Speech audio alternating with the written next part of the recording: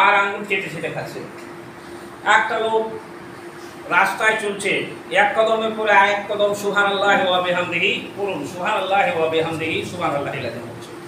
এক লোক শুয়ে গেছে এবং তার ঘুম ভেঙে গেছে। ঘুম অবস্থায় যখন ভেঙে গেছে সেই সময় সেই লোকটা বলছে যে আল্লাহ, এই পৃথিবীতে অনেক গুনাহ কাজ করেছি, এটা তোমার রহমতের মাস, তুমি আমাকে ক্ষমা করে দাও। সে মন থেকে বলছে আস্তাগফিরুল্লাহ। সবাই বলুন আস্তাগফিরুল্লাহ। তো যে যেখানে যেমন পাচ্ছে, একটা লোকের উপরে 5 টাকা আছে, একজন সাইল মানুষ, সে সাইল করছে, সে তার মনটা বিগলিত হয়ে গেছে, আল্লাহ এই মাসে 1 গুণ দান করলে 70 গুণ হয়ে যায়, তো আমি যদি একটা 10 টাকার নোট দান করি তাহলে অন্য মাসে 70টা নোট দান করার সমতুল্য হয়ে যাবে। তো আল্লাহ পাক বলছেন যে তোমরা লুটে নাও এই মাসে। আর আমরা কি করলাম? আমরা স্বেচ্ছাচারী বেশিরভাগই নওজওয়ানের দল আজকে এই পৃথিবীর জমিনে বেশিরভাগই তারা কি করে রোজাকে ছেড়ে দেয়, আর কি করে এই সালাত, কিয়ামুল লাইল, এই তাহাজ্জুদের নামাজ, এই তারাবির নামাজটাকে তারক করে। আমরা কিন্তু এটা ভুলে যাই যে এমন একজন শ্রেণীর মানুষ আছে যারা রোজা করে বাড়িতে বসে থাকছে, রোজা করছে, তারা কিয়ামুল লাইলটাকে করে। আপনি জেনে রাখেন এই রমজান মাসটাকে এত মর্যাদাপূর্ণ বলা হয়েছে কেন? আপনাদের কিন্তু বলি, কেউ আপনি প্রশ্নটা উত্তর দিতে পারবেন, অনেকে অনেক রকম উত্তর করবে, কিন্তু আল্লাহ সুবহানাহু ওয়া তাআলা এই মাসটাকে এমন দুটা জিনিস দিয়ে ভরে দিয়েছেন। আল্লাহ পাক বলছে শাহরুর রমজান আল্লাযী উনজিলা ফীহিল কুরআন। আমরা যে কোরআনটাকে পেয়েছি, আজকে সারা পৃথিবীর মুসলমানরা আমরা যে কোরআনটাকে পেয়েছি, এই কোরআনটা পেয়েছি কোন মাসে? জানার দরকার আছে কিনা? সবাই জেনে নিন, এটা মাহে রমজান মাসে। কোরআন নাযিল হয়েছে কোন মাসে? রমজান মাসে। এই রমজান মাসে আর একটা মর্যাদাপূর্ণ হলো, এখানে কি হচ্ছে খায়রুম মিন আলফি শাহর। আল্লাহ পাক এটা সূরা ইন্নাল জান্নাতে বলছে, সূরা কদরে বলছে, আল্লাহ পাক সূরা কদরের মধ্যে বলছে খায়রুম মিন আলফি শাহরিন, মানে এই মাসের বেজর রাত্রিতে, পিছের দশকে, এরকম মিনানেরা যে পিছনের যে 10 তারিখ আসবে আমরা পাবো, সেই রমজান মাসের বেজর রাত্রিগুলোতে এমন একটা রাত যেটা খায়রুম মিন আলফি শাহরিন, তার মানে হলো বাংলা 1000 মাস থেকে অতি উত্তম। 1000 মাসে যা আপনি ইবাদত করবেন, আর ওই রাতটাতে যদি আপনি ইবাদত করেন তার সমান হয়ে যাবে। তো এই জন্য আল্লাহর প্রশংসা করি, আরেকবার সবাই মনে করে থাকে বলি আলহামদুলিল্লাহ। তো আমি বলছিলাম প্রথম যখন আমি নামাজ পড়তে এসে আপনাদের সবাইকে বলছিলাম যেটা প্রত্যেক মানুষেরই কর্তব্য, যে লোকটা রোজা করছে, যে লোকটা করছে না তাকে বলা, এটা হচ্ছে ফরজ। যেটা নবী মুহাম্মদ সাল্লাল্লাহু আলাইহি ওয়াসাল্লামের সবসময় আল্লাহর নবী বলে গেছেন যে এই পৃথিবীতে সব সময় একদল মানুষ থাকবে, যতদিন এই দলটা থাকবে ততদিন এই পৃথিবীতে ভালো থাকবে এবং পৃথিবীতে শান্তি থাকবে। যে লোকটা ওয়াতাওয়াসাউ বিল হাক্কি ওয়াতাওয়াসাউ বিসসাবরি, পরস্পরকে সত্য কাজের দিকে আহ্বান করা, হক কথা বলা। আর এই জন্য নবী মুহাম্মদ রাসূলুল্লাহ সাল্লাল্লাহু আলাইহি ওয়াসাল্লাম আমাদেরকে পরিষ্কারভাবে বলে দিয়েছেন, একটা কোরআনের আয়াত যদি তুমি শিখো তো বেশি না হলো তোমার স্ত্রীকে সেই কথাটা বলে দাও, তাহলে তোমার পারচেজ হয়ে যাবে। তোমাকে একজনকে বলার দরকার আছে। আর যদি আমরা কি করি, আমরা দলবদ্ধ হয়ে বসবাস করি, আমরা কিন্তু সব ভালো জিনিসের একচাটিয়া অধিকারী করে নিই। লোকটা যদি আমাকে খাবার দাওয়াত দিয়ে দেয় চলে যাব, লোকটা যদি একটা কোনো ভালো জায়গায় আমার সম্মানের মতো একটা সম্মান করে তো সেটা করব, কিন্তু এটা দেখবো না যে বাস্তব মানবিক জীবনে তার ভালো কতটা আমি কাছাকাছি আছি, তার ভালো কাছাকাছি কতটা আছি। বিশ্বনবী মুহাম্মদুর রাসূলুল্লাহ সবাই বলুন সাল্লাল্লাহু আলাইহি সাল্লাম কতটা সুন্দর কথা বলেছেন। এমন একটা যুগ আসবে যেই যুগে মানুষ শুধু মুখে মুখে বলবে সুবহানাল্লাহ আলহামদুলিল্লাহ, ওই লোকটা বলবে তুমি যাচ্ছি জায়গা তো মরে যাবো। তো ওকে যদি জিজ্ঞাসা করো ভাই তুমি মরে যাবে, তুই কি বলছিস রে, আমি মরে যাবো এখন, মানে তাকে কথাটা দুর্গন্ধ লাগবে। কিন্তু বাস্তব জীবনের যে একটা পরিণতি, আপনি যেখানে আছেন, আমি যেখানে আছি, আপনার বাড়ি যেখানে আছে, আপনার ঘর যেখানে আছে, আপনি টাকা পয়সা আছে, ব্যাংক ব্যালেন্সে, আপনার কিন্তু মৃত্যু বলে সাহিত্য হতেই হবে, অবসম্ভাবী। আল্লাহ পাক কোরআনে পরিষ্কার করে দিয়েছেন, যে আয়াতগুলো আমরা তেলাওয়াত করি, যে সৌন্দর্য বিকাশ করি, তার একটা নোটিফিকেশন আল্লাহ পাক পরিষ্কার বলে দিয়েছেন। এখানে যখন কোরআন শুরু করি, আমরা যখন বলি বিসমিল্লাহির রহমানির রহিম আলিফ লাম মিম, তারপরে যে আয়াতটা আছে যালিকাল কিতাবু, মানে এই বই পুস্তকটি, এই বইটি লা রাইবা ফিহি হুদাল লিল মুত্তাকিন, তার কমপ্লিটলি একটা ভার্সন দেওয়া হয়েছে, যেখানে আমাদেরকে আল্লাহ পাক বলেছে আমি যা ভিতরে বলছি এর মধ্যে কোনো সন্দেহ নেই এবং বিশ্বের কোনো মায়ের লাল এর মোকাবেলা করতে পারবে না। কতদিন? কিয়ামত পর্যন্ত। এটা মাহফুজ আছে ফি লাওহিল মাহফুজ, বাল হুয়া কোরআনুম মাজিদ ফি লাওহিল মাহফুজ। কোথায় আছে? কোরআন মজিদ আল্লাহ পাক লৌহে মাহফুজে হেফাজত রেখেছেন। আর তিনি প্রয়োজনের তাগিদে এই কোরআন কতদিনে পৃথিবীতে এসেছে আমরা কিন্তু জানি না।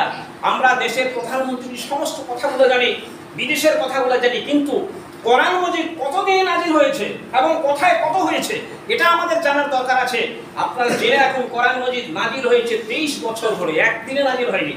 23 বছর ধরে প্রয়োজনের তাগিদে আল্লাহ সুবহানাহু ওয়া তাআলা আস্তে আস্তে করে এই দুনিয়ায় পাঠিয়েছে নবী মুহাম্মদ রাসূলুল্লাহ সাল্লাল্লাহু আলাইহি ওয়াসাল্লাম। কেন আমাকে কিয়ামুল লাইলটা করতে হবে? কেন? এই যে আয়াতটা পেশ করছি, ছোট্ট একটি আয়াত, আল্লাহ পাক বলেছেন ইয়া আইয়ুহাল্লাযীনা আমানু কুতিবা আলাইকুমুস সিয়ামু কামা কুতিবা আলাল্লাযীনা মিন ক্বাবলিকুম লাআল্লাকুম তাত্তাকুন। কেন? এটা কি আমাদের কাছে? এই রোজাটা তো আগেও ছিল, তারাও তো, তাদেরকে তো আল্লাহ পাক বলেছে যে মুত্তাকি হওয়ার জন্য, পরেশগারী হওয়ার জন্য একটা কি করতে হবে। আমরা একটা যখন একটা মাস্টার হয়, মাস্টারকে একটা ডিগ্রি করতে হয়, বলুন কোথায়, বিএড করতে হয়, ডিএলএড করতে হয়। আর যারা আমাদের আর্মি করে তাদেরকে কিন্তু একটা মোটামুটি 6 মাস 1 বছর ট্রেনিং করতে হয়। সমস্ত এই পৃথিবীর জমিনে যা যেন একটা কাজ করবে সেই কাজ সম্পর্কে আপনাকে একটা ট্রেনিং দিতে লাগবে, সেই কাজের একটা যোগ্যতা আপনাকে অর্জন করতে লাগবে। আপনি বিএড পাস করবেন, ডিএলএড করবেন, তখন আপনাকে বলা হবে মাস্টার, যে সরকার আপনাকে একটা সার্টিফিকেট দিবে, নোটিফিকেশন দিবে যে আপনি স্কুলে একজন মাস্টারের যোগ্য। আপনি এটা না করলে আপনাকে প্রত্যাখ্যান করবে, আপনি যতই পাস করবেন না।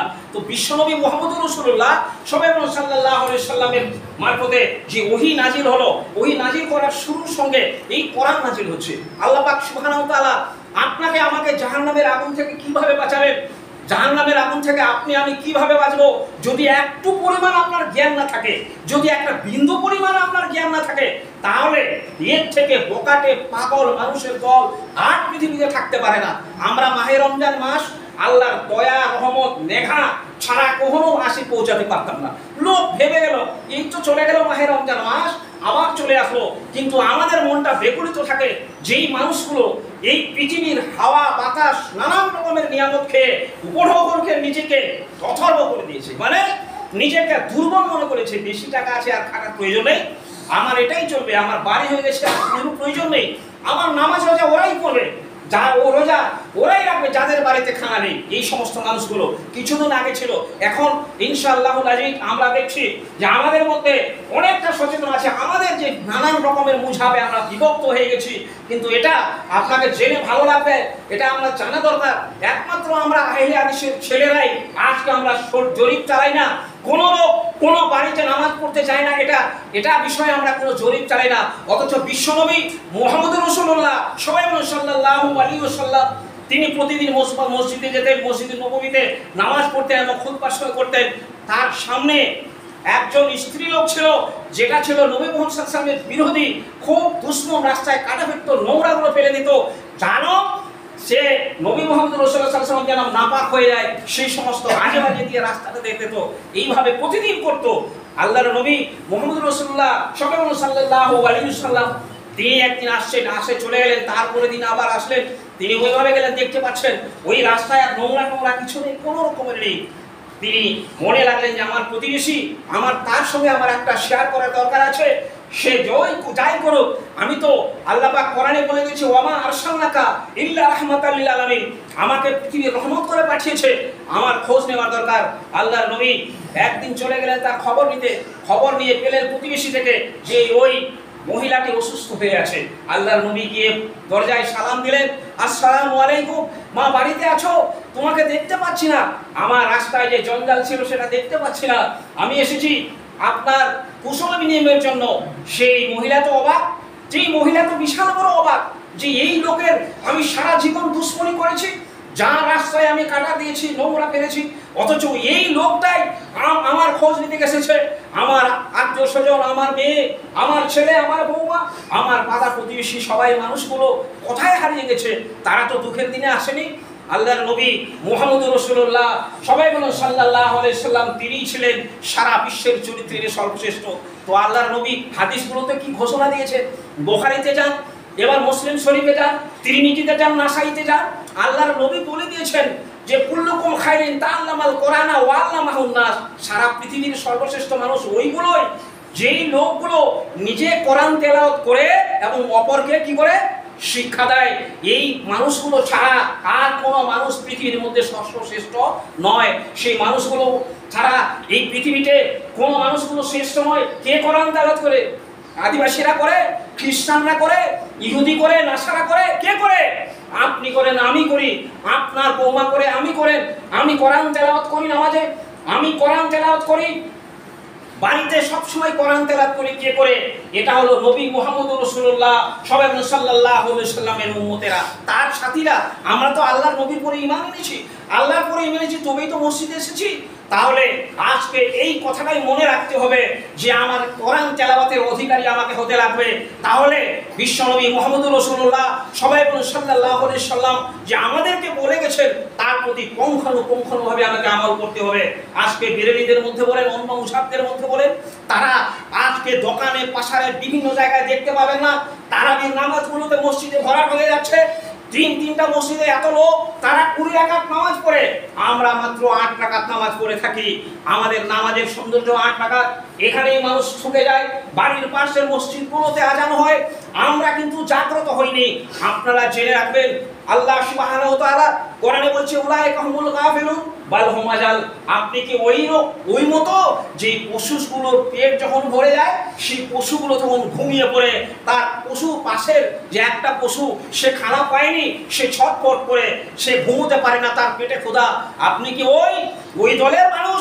বিশ্বনবী তো ফারাক করে দিয়েছেন, বিশ্বনবী তো বলে দিয়েছেন আপনাকে যে আপনি পৃথিবীর সর্বশ্রেষ্ঠ মানব, সব থেকে বড় মানব, আশরাফুল মাখলুকাতের মধ্যে সর্বশ্রেষ্ঠ বাছাইকৃত আপনি মানুষ, আপনি মুসলিম, আপনি কোরআনের পরে আমল রাখেন, আপনি হাসরের পরে রাখেন, মিজানের পরে রাখেন।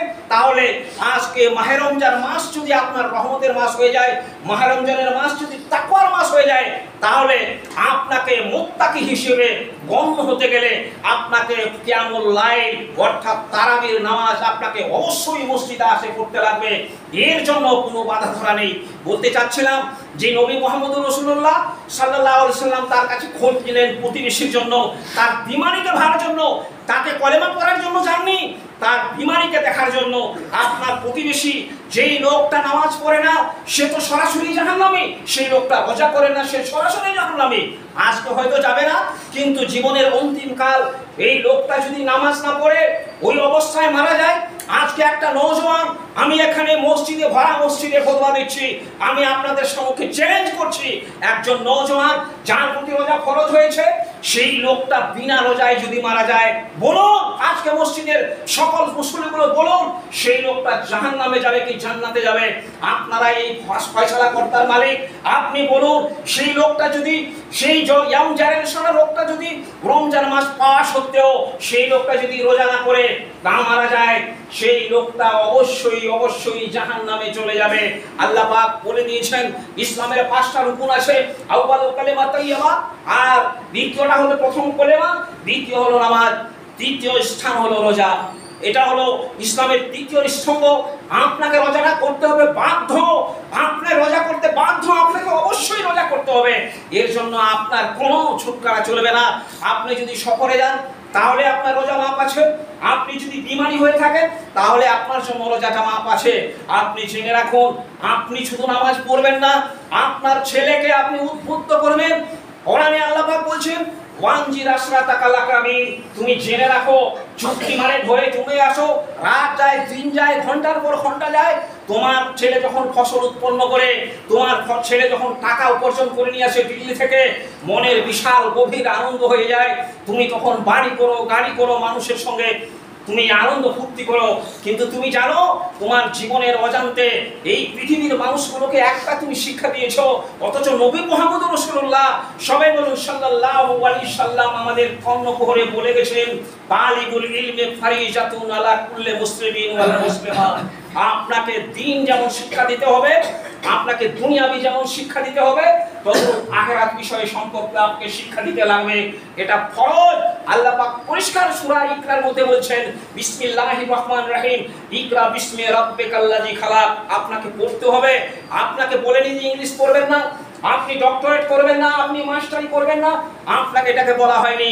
আপনাকে এটা বলা হয়েছে একটা সুচরিত্র মাস্টার হতে গেলে, একটা সুচরিত্রবান ডাক্তার হতে গেলে, একটা সুচরিত্রবান আপনার ইঞ্জিনিয়ার হতে গেলে, একটা চরিত্রবান, আপনাকে সর্দার হতে গেলে, একজন সুচরিত্রবান মুমিন হতে হলে, মানুষ হতে গেলে আপনাকে কোরআনের কাছে আসতেই লাগবে। এর বিকল্প কোনো নেই। আজকে আপনি বিশ্বে যত ধর্মগ্রন্থ তালাশ করবেন, যত জায়গায় যাবেন, কোন জায়গায় আপনি এরকম শান্তি পাবেন না যে শান্তির কথা আল্লাহ সুবহানাহু ওয়া তাআলা আপনাকে আমাকে দিয়েছে। আর বিশ্বনবী নোটিফিকেশন করে দিয়েছেন, সারা পৃথিবীর সর্বশ্রেষ্ঠ মানব তারাই, ওই মানুষগুলো যারা নিজে কোরআন তেলাওয়াত করে এবং অপরকে কোরআন শিক্ষা দেয়। সেই একটাই আপনি, সেই দলে আপনিও থাকতে পারেন। আপনি কোরআন শিখেছেন, আপনি বসে বসে আপনার নাতিকে কোরআন শিক্ষা দিন। আপনি বুড়ো হয়ে গেছেন, আপনি কোরআন শিখেননি, আপনার বৌমার কাছে বসুন, আপনার বৌমার কাছে কোরআন শিখুন, তাহলে আপনি এই দলে চলে আসবেন।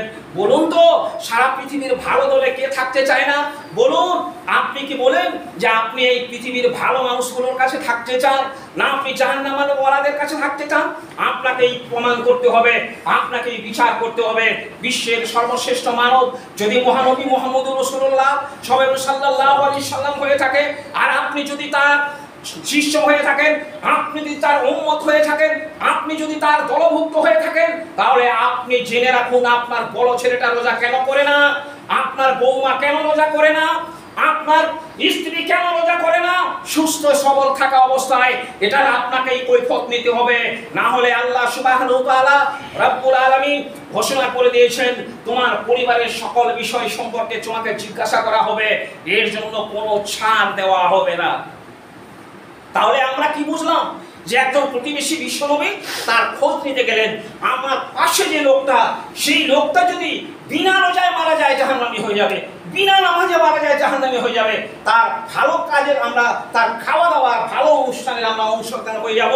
আর আমি পরিচয় দেব না, আমার নাম মুসলিম, আমার নাম আহমদ আব্দুল জব্বার, আমার নাম আব্দুল করিম। আল্লাহ সুবহানাহু ওয়া তাআলা পরিষ্কার বলে দিয়েছেন, ইয়া আইয়ুহাল্লাযীনা আমানু কু আনফুসাকুম ওয়া আহলিকুম নার, হে বিশ্বাসী বান্দারা তোমরা জেনে রাখো, জাহান্নামের আগুনটাকে স্মরণ করো এবং মনের শেষ জীবনের নোটিফিকেশন দিয়ে প্রচেষ্টা চালিয়ে জাহান্নামের আগুন থেকে তোমাকে বাঁচতেই লাগবে। নিজে বাঁচো, তোমার আত্মীয় স্বজনকে বাঁচাও, পরিবারকে বাঁচাও, ওয়া আহলিকুম নার, এবং সমস্ত মানুষকে বাঁচার চেষ্টা করো। আজকে আমরা কতটা পেরেছি? আমরা তো সবাই স্বার্থপর, নিজেই আমরা স্বার্থপর, আমরা অপরের কথা কি বলবো? আজকে এই স্বার্থপরের দুনিয়াতে নিজের স্ত্রী তার নিজের ফায়দা চায়, ছেলে তার বাবার কাছে নিজের ফায়দা চায়, সবাই সবাই চলে।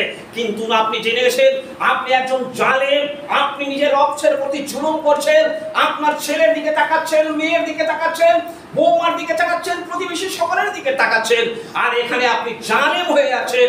আল্লাহ পাকের নবী মুহাম্মদুর রাসূলুল্লাহ, সবাই বলুন সাল্লাল্লাহু আলাইহি সাল্লাম, কত ক্রন্দন স্বরে বলেছেন, এমন একটা যুগ আসবে যে যুগের মায়ায় পড়ে পৃথিবীর মানুষগুলো সব অন্ধত্ব লাভ করবে, সব মানুষগুলো পড়বে, মরে যাবে। বিশ্বনবী হাদিসে এটা বললেন, আন্নাসু কুল্লু মাউতিন ইল্লা উলামা। আমার একটা খুব আফসোস হচ্ছে, আমি খুব দুঃখিত, আমি ভারাক্রান্ত। এই পৃথিবীর এমন একটা সময় আসবে, পৃথিবীর বেশিরভাগ মানুষই মরে যাবে, বেশিরভাগ মানুষই তারা মরে যাবে। আন্নাসু কুল্লু মাউতিন ইল্লা উলামা, অল্প সংখ্যক মানুষ বেঁচে থাকবে, যারা শুয়ে শুয়ে বিছানায় পড়ে রোগাগ্রস্ত হয়ে আল্লাহকে স্মরণ করবে, যারা অনেক টাকা পয়সার পরে শুয়ে থাকেও আল্লাহকে স্মরণ করবে। এই দুটা শ্রেণীর মানুষ থাকবে। একজন মানুষ তার টাকাকে টাকা নিজে ভাববে না, একজন অসুস্থ মানুষ, একজন গরিব মিসকিন মানুষ নিজেকে দুর্বল ভাববে না যে আমার একটা বিমারি হয়েছে, আল্লাহ রহমতের নেগা থেকে ছিটকে যেতে চাইবে না। একজন অর্থশালী মানুষ, সে জাকাত দিয়ে তার মানুষকে সহায়তা করে দ্বীনের আকীদাটা পোষণ করবে। আল্লাহর নবী মুহাম্মদুর রাসূলুল্লাহ, সবাই বলুন সাল্লাল্লাহু আলাইহি সাল্লাম, এই দুটা লক্ষ্যকে লক্ষ্য করে বলেছে যে আল্লাহ সুবহানাহু ওয়া তাআলা কোরআনে এর নোটিফিকেশন দিয়েছেন।